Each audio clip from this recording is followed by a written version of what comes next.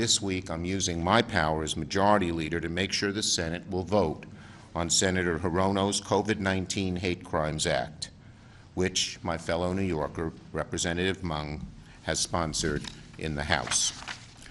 This common sense legislation will give the Justice Department crucial tools to crack down on the wave of racist violence we have seen against the AAPI community, and I'll leave it to the sponsors to go over the details. We are open to strengthening the bill.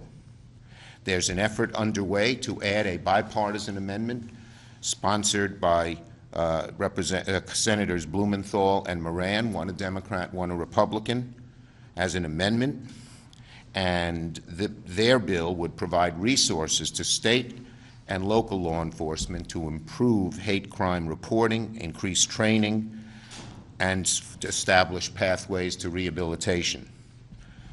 So reporting, training, rehab would be the three words that underline their amendment. Now, combating hate in the Asian American community can and should be bipartisan.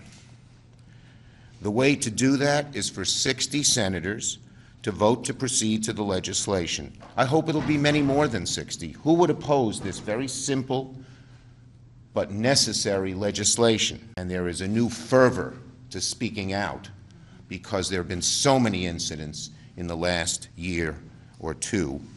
And part of that, I have to say, was because our last president never discouraged, or almost never discouraged, and often seemed to encourage bigotry from people.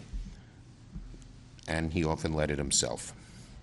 In America, an attack on one group is an attack on all of us. So it's now up to all of us to stand up and speak out in support of the Asian American community. And words matter.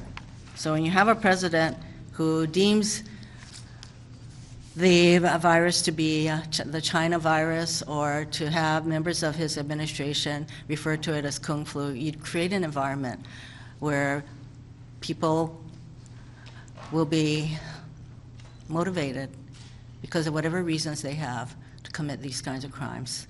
It is very important we now have a president who speaks out and who takes a stand. It is now time for Congress.